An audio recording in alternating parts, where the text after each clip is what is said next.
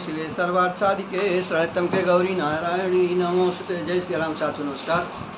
साथियों, स्टोरी देख रहा का यूट्यूब चैनल पर आपका स्वागत है। साथियों, इस वीडियो में मैं आपको वैवाहिक जीवन कैसे सुखमय बनाया जाए।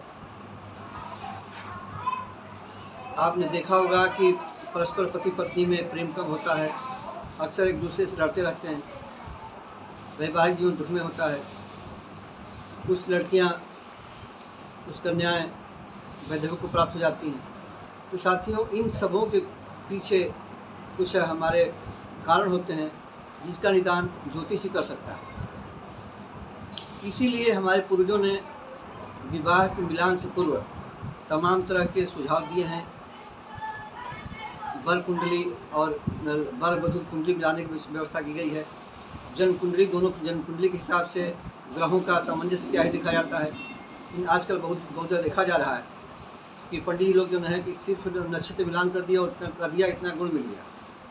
ये स्थिति ठीक नहीं है, क्योंकि कुंडली में ग्रहों की स्थिति के हिसाब से, जैसे मान लीजिए कि किसी का मंगल है, लड़का मंगला है, लड़की मंगली नहीं है, तो नुकसानदायक हो जाएगा। लड़की मंगली है और लड़का मंगली नहीं है, मंगलान तो वैधव्य हो जाएगा। तो इन सब चीज़ों का निदान जो है वो बिना दोनों की परस्पर कुंडली मिलान के नहीं हो सकता।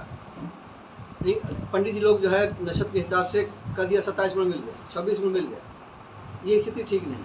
तो मैंने सोचा कि इसी विषय पर आपसे कुछ साझा करूँ, कुछ चर्चा करूँ। साथियों, विवाह मिलाने में जो नक्षत्र मिलान के साथ साथ हमें कुंडली के ग्रहों का ही मिलान आवश्यक होता है, जिससे अशुभ ग्रहों को, जैसे कि पंचम भाव, सप्तम भाव, अष्टम भाव, इनमें कौन से ग्रह बैठे हैं। जैसे सप्तम अष्टम में मंगल होता है तो मंगली हो जाता है। 1, 4, 7, 8 12वें भाव में मंगल हो गया तो मंगली हो गया।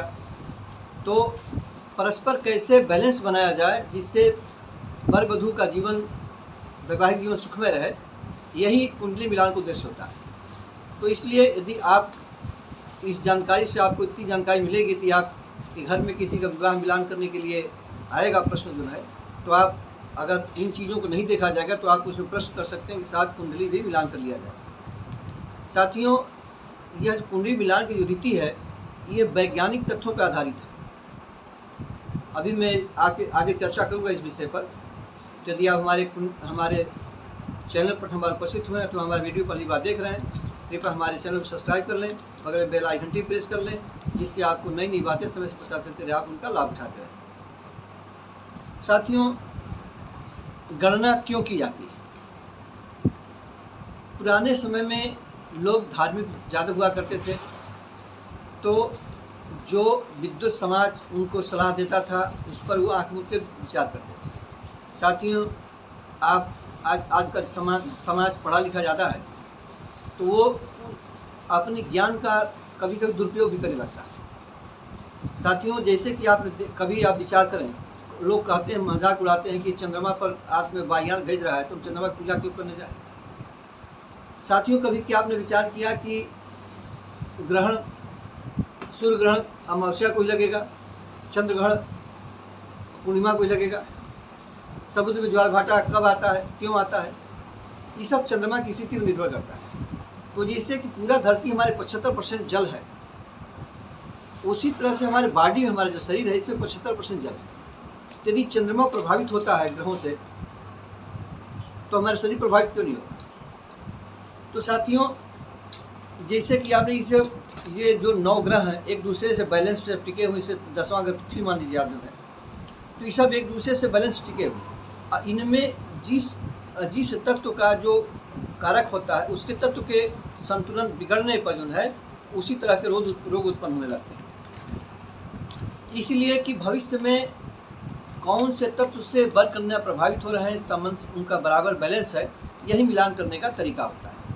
अब आगे साथियों देखते हैं, कभी कभी आपने देखा होगा कि नासमझी में, जैसे मैंने बताया कि आपने नक्षत्र मिलान कर लिया और हो गया 27 गुण मिल रहे हैं, आपने विवाह कर लिया। लेकिन हाँ, यहाँ पे थोड़ी सी बता दूँ, 28 गुण अथवा 28 गुण से ऊपर गुण मिलते हैं और ग्रह में त्रिएक होती है, तो किसी प्रकार का मंगल दोष इत्यादि भंग हो जाता है। लेकिन 22, 24, 25 गुण, 26 गुण मिल रहा है और आपने मंगल का विचार नहीं किया तो मंगल दोष आपको लगेगा।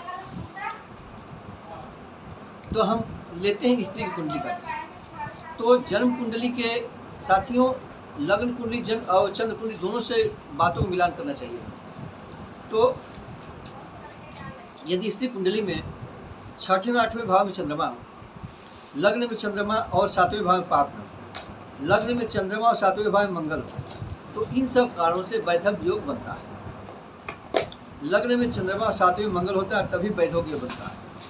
तो अगर और वैधव्य योग बनने के और भी कारण होते हैं, तो वैधव्य योग आपने विचार कर लिया पहले, तो उस कन्या का विवाह गुप्त तरीके से, गुप्त रीति से, मतलब किसी को जानकारी करके नहीं, आप घड़े से विवाह कर सकते हैं, पीपल के पेड़ से विवाह कर सकते हैं, विष्णु प्रतिमा से विवाह कर सकते हैं, ताकि वो होगा कि पहले उस कन्या विवाह उस चीज़ से हो गया, अश्वत्थ के पीपल के पेड़ से हो गया, विष्णु प्रतिमा से हो गया, कुंभ से हो गया, तो उसका दोष कुछ डाइवर्ट हो जाता है।